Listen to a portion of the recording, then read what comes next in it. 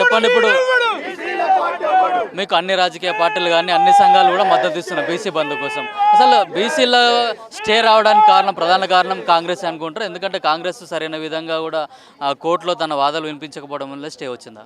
ఇప్పుడు ప్రధాన కారణం రెడ్డి జాగృతికి సంబంధించినటువంటి వాళ్ళు. ఇప్పుడు రిజర్వేషన్లు రాకుండా అడ్డుకున్నదే వాళ్ళు. కోర్టులను వేదికగా చేసుకొని రిజర్వేషన్లు 50% దాటుతుందని చెప్పి తప్పుడు విధానాలు కోర్టుకు సమర్పించి కోర్టులను పక్కదోవ పట్టించి బీసీలకు కోర్టులో న్యాయం జరగకుండా మా నోటికాడి ముద్దను గుంజుకున్నది, మా తినే కంచంలో మన్ను పోసింది రెడ్డి జాగృతికి సంబంధించిన వాళ్ళు. వారికి వ్యతిరేకంగానే ఇవాళ మేము బంద్ నిర్వహిస్తున్నాం. ఇవాళ మేము అడుగుతున్నాం, మీరు 7% ఉంటే 70% పదవులు అనుభవిస్తున్నారు. మరి మేము 60% ఉంటే 42% కూడా రిజర్వేషన్ మాకు వద్దా? ఈ దేశంలో మా సోదర ఎస్సీ ఎస్టీలకు జనాభా ప్రకారం రిజర్వేషన్ ఉంటాయి, అగ్రవర్ణాలకు 10% రిజర్వేషన్ ఉంటాయి, బీసీలకు ఎందుకు ఉండదు? ఇలా అగ్రవర్ణాలకు 10% రిజర్వేషన్ పెట్టినప్పుడు 50% క్యాప్ అనేది 60%కి వెళ్ళిపోయింది, 50% క్యాప్ అనేది ఎత్తిపోయింది. మరి బీసీ రిజర్వేషన్లు పెంచినప్పుడు 50% క్యాప్ ఎక్కడిది? అంటే ఎవరికి అంటే మీకు రిజర్వేషన్లు అమలు చేసినప్పుడు ఒక విధంగా, బీసీలకు రిజర్వేషన్లు అమలు చేసినప్పుడు ఇంకొక విధంగా ఉంటుందా? అంటే ఈ దేశ పౌరులం కాదా? మేము పట్టడన్నం ఈ దేశానికి ఉత్పత్తి చేయలేదా? ఈ దేశానికి పట్టడన్నం పెట్టలేదా? బీసీలు అంటే ఎందుకు ఈ వివక్ష? బీసీలు అంటే ఎందుకు కులగజ్జి? బీసీలు అంటే మీకు ఎందుకు ఈ వ్యతిరేకత? కాబట్టి ఇక్కడ రాష్ట్ర ప్రభుత్వం వైఫల్యం ఉందామని నేను అనడం లేదు. ఎందుకు అంటే హైకోర్టు సుప్రీంకోర్టులు స్టే ఇచ్చినప్పుడు వాళ్ళు స్టే ఇచ్చినటువంటి ఆర్డర్లో ఒకటే ఉంది, 50% సీలింగ్ దాటొద్దని గతంలో సుప్రీంకోర్టు తీర్పులు ఇచ్చినాయి. 1992లో ఇందిరాసాని కేసు కానీ, 2010లో కృష్ణమూర్తి కేసు కానీ, 2021లో గవాలి కేసు కానీ, ఈ కేసులో 50% దాటొద్దని. ఆ కేసులు ఎప్పుడు ఇచ్చినాయి? కులగణన జరగముందుకు ఇచ్చినాయి. కులగణన జరిగింది కదా. ప్రత్యేకమైన పరిస్థితుల్లో అసాధారణ రీతిలో ఉన్నప్పుడు బీసీ రిజర్వేషన్లు పెంచుకునేటువంటి అధికారం ఉండొచ్చు అని చెప్పింది. మరి ఆ సమయం లోపల ఇవాళ బీసీ రిజర్వేషన్లు పెంచుకుంటే ఇతర వర్గాలకు వచ్చినటువంటి నొప్పి ఏంది, బాధ ఏంది? మేము ఏ వర్గం వాళ్ళ వాటా తింటలేమే, మేము ఏ వర్గం వాళ్ళ వాటా గుంజుకుంటలేమే, మాకు రావాల్సినటువంటి వాటా మేము అడుగుతున్నామే న్యాయబద్ధంగా. మరి మా వాటాను కూడా ఎందుకు అన్యాయంగా గుంజుకుంటారు? కాబట్టి ఇవాళ బీసీలు మీరు చూస్తారు, తెల్లవారుదామున 4 గంటల నుంచే రోడ్ల మీదకి వచ్చారు. అంటే ఇప్పుడు జనాభా దామాంశ ప్రతిపథకం కూడా రిజర్వేషన్ కల్పించాలన్నది. మరి ఇప్పటివరకు కూడా ఎందుకు బీసీలకు ఇట్లా అన్యాయం జరుగుతుంది?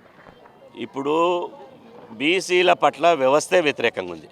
అటు కోర్టులు ఇటు ప్రభుత్వాలు ఎవ్వరు కూడా మాకు అనుకూలంగా లేరు. జనాభా 60% ఉంటే రిజర్వేషన్లు 25% ఉంటుంది. ఆ 25%లో క్రిమిలేర్ విధిస్తారు. మరి ఇతర వర్గాలకు ఎందుకు ఉండదు? నేను ఇంతకుముందే చెప్పిన అన్ని వర్గాలకు జనాభా ప్రకారం ఉండి బీసీలకు ఎందుకు ఉండదు? కాబట్టి ఖచ్చితంగా బీసీలకు జనాభా దామాష ప్రకారం మా వాటా మాకు దక్కాల్సిందే. ఆ దక్కే వరకు మేము పోరాటం చేస్తాం. అంటే మీ భవిష్యత్ కార్యాచరణ ఏ విధంగా? అంటే ఈరోజు మీరు బంద్లో పాల్గొంటున్నారు, బంద్ కూడా దాదాపు సక్సెస్ అయినట్టు తెలుస్తుంది. అన్ని వర్గాల్లో దీంట్లో పాల్గొంటారు. మీ భవిష్యత్ కార్యాచరణ ఏ విధంగా ఉంది? మళ్ళీ బంద్ తర్వాత జేఏసీ కూర్చుంటాం. తెలంగాణ వ్యాప్తంగా బీసీలను జాగృతం చేయడానికి ఈ ప్రభుత్వాలు కోర్టులు చేస్తున్నటువంటి అన్యాయాన్ని ఇవాళ మా బీసీ సమాజం చెప్పడానికి ఒక రథయాత్ర పెట్టాలని ఆలోచన చేస్తున్నాం. ఆ తర్వాత 10 లక్షల మందితో పెరేడ్ గ్రౌండ్లో బహిరంగ సభ పెడతాం. ఆ తర్వాత ఇవాళ ఒక 10 ప్రత్యేక రైలు కట్టుకొని ఢిల్లీకి వెళ్తాం.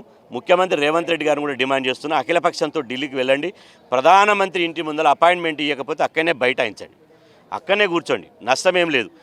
ఎట్లయితే జయలలిత గారు ఇవాళ బీసీ బిల్లు అసెంబ్లీలో ఆమోదించుకొని 9th షెడ్యూల్ పెట్టిందో మీరు కూడా అదే విధంగా చేయాలి. నరేంద్ర మోదీ గారిని కూడా మేము డిమాండ్ చేస్తున్నాం. ఈ దేశంలో ఎన్నో సంక్లిష్టమైనటువంటి చట్టాలను మీరు పరిష్కరించగలిగారు. ఎన్నో రైతు చట్టాలు కానీ, త్రిబుల్ తలాకు కానీ, కాశ్మీర్ సమస్య కానీ, వర్గీకరణ సమస్య కానీ, ఇట్లా చెప్పుకుంటూ పోతే దాదాపు ఎన్నో చట్టాలకు మీరు పరిష్కారం చేశారు. మీరు తలుచుకుంటే ఒక బీసీ బిడ్డగా ఇది గంట సేపట్ల పరిష్కారమయ్యే సమస్య. బీసీలు తెలంగాణ నీ జాతికి సంబంధించిన బీసీలు క్షోభపడుతున్నారు, అన్యాయానికి గురవుతున్నారు, బంద్ జరిపి లక్షల మంది రోడ్ల మీదకి వస్తున్నారు. మరి ఈ సమయంలో కూడా ఇవాళ మీరు స్పందించకపోతే ఒక బీసీ బిడ్డకి ఎప్పుడు స్పందిస్తారు? ప్రధానమంత్రి ఇప్పటికైనా స్పందించాలి. మా ఉద్యమం ఇది ఇవాళ బంద్ ఒక షాంపిల్ మాత్రమే. ముందు చూపిస్తాం మా బీసీల సత్తా ఏందో, ఐక్యత ఏందో మేము రుచి చూపిస్తాం. అంటే ఇప్పుడు 9th షెడ్యూల్లో పెడితేనే బీసీలకు రిజర్వేషన్ వస్తుంది అని చెప్తున్నారు. మరి 9th షెడ్యూల్లో పెట్టాలంటే అన్ని రాజకీయ పార్టీలు కూడా కలిసి రావాల్సిన అవసరం ఉంది కదా. ఇప్పుడు అన్ని రాజకీయ పార్టీలు ఏక అభిప్రాయం ఉంది. బీసీ రిజర్వేషన్లు వ్యతిరేకించిన పార్టీని ఒక్కటి చూపించండి. ఎవరు వ్యతిరేకించలే కదా.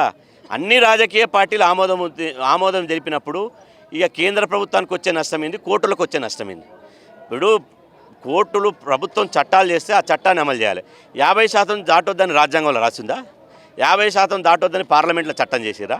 కోర్టులే తీర్పిచ్చినాయి. మీరే తీర్పులు ఇస్తారు, మీరే దాటొద్దంటారు. మరి 60%, 10% ఈడబ్ల్యూఎస్ రిజర్వేషన్లు ఇచ్చినప్పుడు 60% అయింది కదా, మరి అదిట్లా? ఆ ఈడబ్ల్యూఎస్ రిజర్వేషన్లు ఇచ్చినప్పుడు మాత్రం మీకు దాటితే ఏమీ కాదు, కానీ ఈ రిజర్వేషన్లు ఇచ్చినప్పుడు మాత్రం 50% సీలింగ్ దాటొద్దంటారు. ఎంతవరకు న్యాయం ఇది? కాబట్టి మేము ఖచ్చితంగా బీసీ రిజర్వేషన్లు మా జనాభా దామాష ప్రకారం సాధించే వరకు ఈ ఉద్యమాన్ని ఆపే ప్రసక్తి లేదు. ఈ గల్లీ నుంచి ఢిల్లీ వరకు, ఈ ఢిల్లీ పాలకుల గుండెల్లో రైలు పుట్టించే వరకు, ఈ రిజర్వేషన్ వ్యతిరేకుల వెన్నుల వణుకు పుట్టించే వరకు ఈ ఉద్యమాన్ని కంటిన్యూగా చేస్తాం. మన కోర్టులో ఎందుకు న్యాయం జరగలేకపోతుందంట?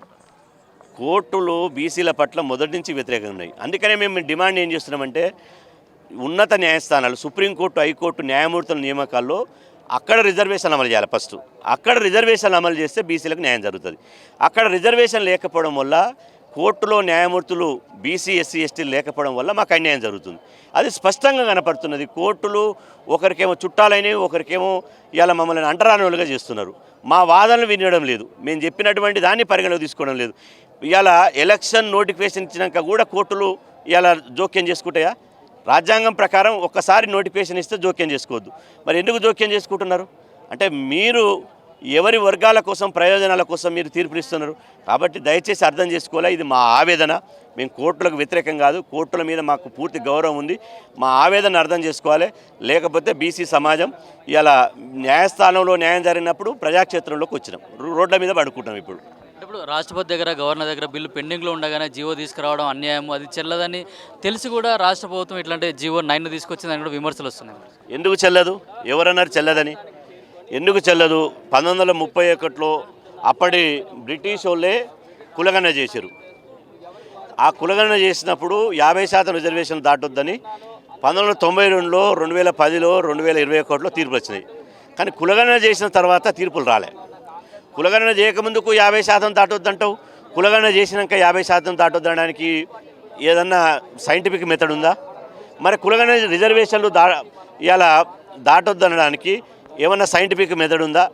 ఇవాళ జీవో అనేది 22 నెలలుగా రాష్ట్ర ప్రభుత్వం ప్రక్రియ చేసి, కులగణన చేసి, అసెంబ్లీలో బిల్లు పెట్టి, అసెంబ్లీలో చట్టం చేసి, శాసనమండలిలో చట్టం చేసి, క్యాబినెట్ తీర్మానం చేసి, అఖిలపక్ష పార్టీల మద్దతు తీసుకొని ఈ బంద్ చేశారు, ఈ జీవో తీశారు. మరి ఇంత చట్టబద్ధంగా జీవో తీస్తే మీకు వచ్చే నష్టమేంది? ఏ వీటికి మీరు ఇలా ఈ జీవో చెల్లదంటున్నారు? ఈ జీవోలు చెల్లకపోతే ఏం చెల్తాయి? మండల్ కమిషన్ రిజర్వేషన్లు పెట్టినప్పుడు కూడా జీవోనే తీశారు, ఓబీసీలకు రిజర్వేషన్లు పెట్టినప్పుడే జీవో తీశారు. రేపు చట్టమైనా జీవోనే తీయాలి.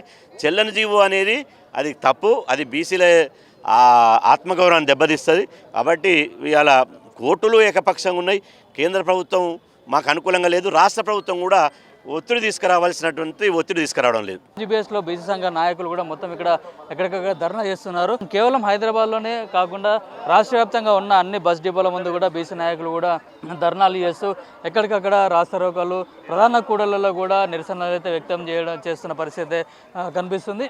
రాజ్యాధికారంతో పాటు బీసీలకు 42% ఎప్పుడైతే కల్పిస్తుందో అప్పుడే బీసీలకు వస్తుంది, బీసీలు అభివృద్ధి చెందుతారు. అట్లాగే బీసీలకు కూడా 42% తప్పకుండా అమలు చేయాలని చెప్పి కూడా బీసీ సంఘ నాయకులు చెప్తున్నారు. కెమెరామెన్ తరుణ్తో కిరణ్ కుమార్, పల్లవి టీవీ, ఎంజీబీఎస్, హైదరాబాద్.